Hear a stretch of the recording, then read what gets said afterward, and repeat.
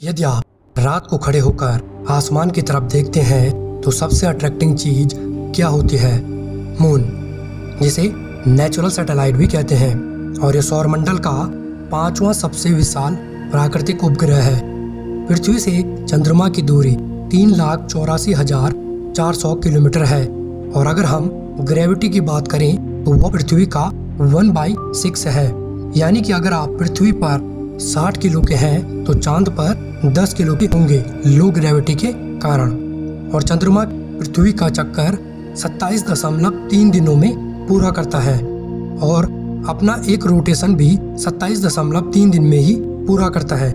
यही कारण है कि चांद का एक हिस्सा या फेस हमेशा पृथ्वी की ओर होता है। अब बात आती है एलोन मस्क के मून प्लान के बारे में। तो चलिए शुरू करते हैं आज के इस एपिसोड को।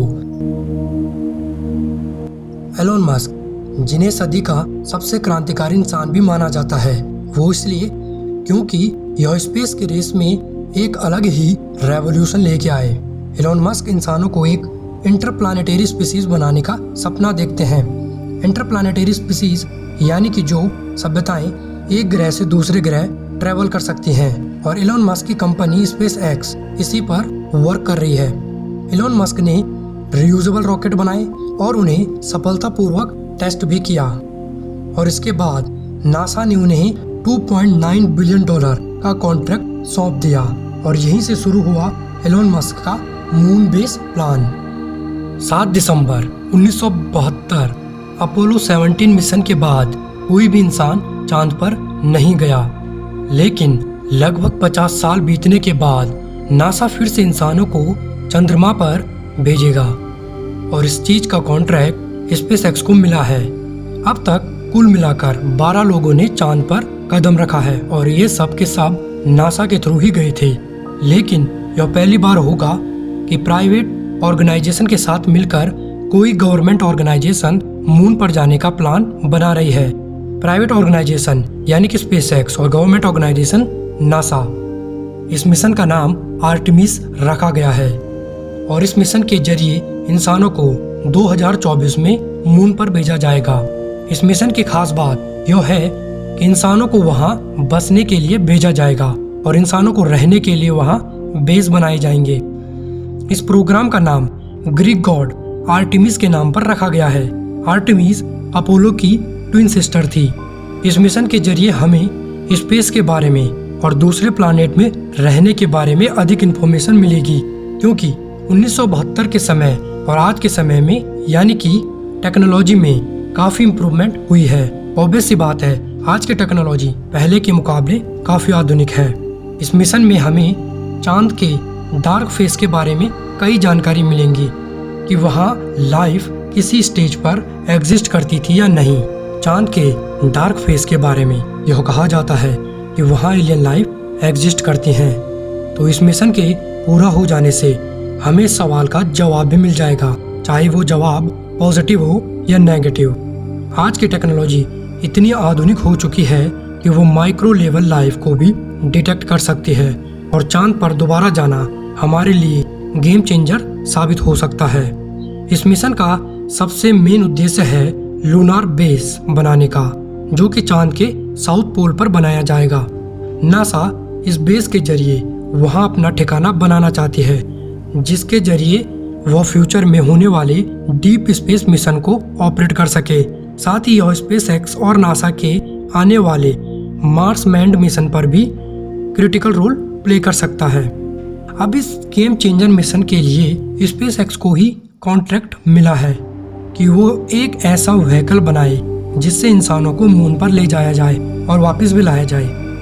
लगभग $3 बिलियन की लागत वाले इस कॉन्ट्रैक्ट के पीछे काफी कंपनी लगी थी, जिसमें जेफ बेजोस की कंपनी ब्लू ओरिजिन का नाम सबसे आगे था।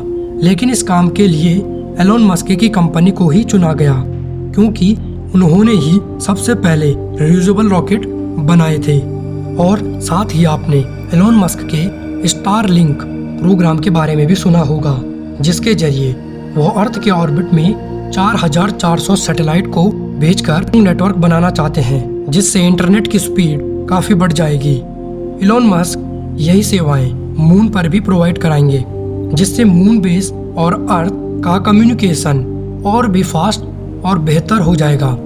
रिपोर्ट के अनुसार इस मिशन में पहले 2 फ्लाइट्स को लॉन्च किया जाएगा, जिसमें से एक अनक्रूड डेमोन्स्ट्रेशन फ्लाइट होगा और दूसरा क्रूड लैंडिंग मिशन होगा।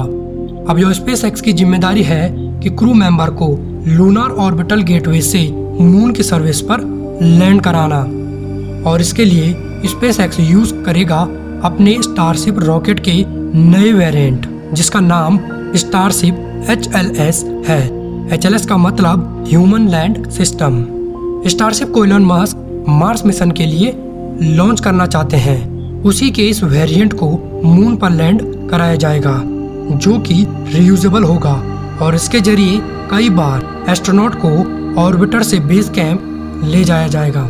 तो इस मिशन की प्लानिंग कुछ इस तरह से की गई है। सबसे पहले रॉकेट को अनक्रूड ही लॉन्च किया जाएगा, जो कि 3 दिनों में चांद के ऑर्बिट में पहुंच जाएगा और फिर वह वेट करेगा अपने क्रू के आने की, जिन्हें नासा ओराइन स्पेसक्राफ्ट की मदद से वहां भेजेगी। स्टारशिप HLS का काम यह होगा कि वह क्रू को ऑर्बिट से सरफेस तक ले जाने का काम करेगी। अब पहले लूनार ऑर्बिटल में लूनार ऑर्बिटल गेटवे को स्थापित करना होगा, जो कि ISS की तरह ही एक स्पेस स्टेशन होगा। सबसे पहले मिशन में 2 एस्ट्रोनॉट गेटवे में ही रुकेंगे और 2 एस्ट्रोनॉट चांद पर लैंड करेंगे। इस फर्स्ट लूनार मिशन को 1 सप्ताह के लिए चलाया जाएगा और लूनार सरफेस का अच्छे से जायजा लिया जाएगा। इस दौरान यह एस्ट्रोनॉट स्टारशिप को ही एक लिविंग स्पेस के रूप में यूज करेंगे। आर्टेमिस लूनार बेस कैंप को मून के साउथ पोल में सैक्लेटन क्रेटर के पास बनाया जाएगा, क्योंकि इस क्रेटर के ऊपरी हिस्से में हमेशा सनलाइट रहती है और इस क्रेटर के अंदर हमेशा शैडो बनी रहती है, जिससे वहां का टेम्परेचर सेम रहता है। नासा के हिसाब से यह आइडियल लोकेशन इसलिए है क्योंकि यहाँ हमें रेगुलर सोलर एनर्जी के लिए सनलाइट मिलती है और साथ ही क्रेटर के अंदर हमेशा एक ही टेम्परेचर मेंटेन रहता है। शुरुआत में इस बेस कैंप को 4 एस्ट्रोनॉट के हैबिटेट के लिए बनाया जाएगा, जहां उनके जिंदा रहने के लिए आवश्यक सामग्री दी जाएगी। साथ ही यहाँ रेडिएशन शील्ड और लैंडिंग पैड भी होगा, जहां स्टारशिप HLS को लैंड कराया जाएगा। अब नासा के अनुसार इस लैंड पैड को बेस से काफी दूर बनाना होगा, क्योंकि लैंड करते समय रॉकेट के थ्रस्टर से निकली हीट सरफेस के पार्टिकल्स को काफी किलोमीटर दूर तक फैला देगी। क्योंकि पृथ्वी पर एटमॉस्फेयर के कारण पार्टिकल्स वापस धरती पर बैठ जाते हैं, पर मून पर लो ग्रेविटी के कारण ऐसा नहीं होगा। पार्टिकल्स बेस को भी खतरा साबित हो सकते हैं और इस मिशन में एस्ट्रोनॉट के पास LTV यानी कि लूनार ट्रेन व्हीकल भी होगा, जिसकी मदद से वह मून पर दूर दूर तक जा सकें। इसके बाद आर्टेमिस 2 और आर्टेमिस 3 प्रोग्राम आएंगे। आई होप आपको यह वीडियो पसंद आया होगा एंड सब्सक्राइब द चैनल। मिलते हैं नेक्स्ट वीडियो में।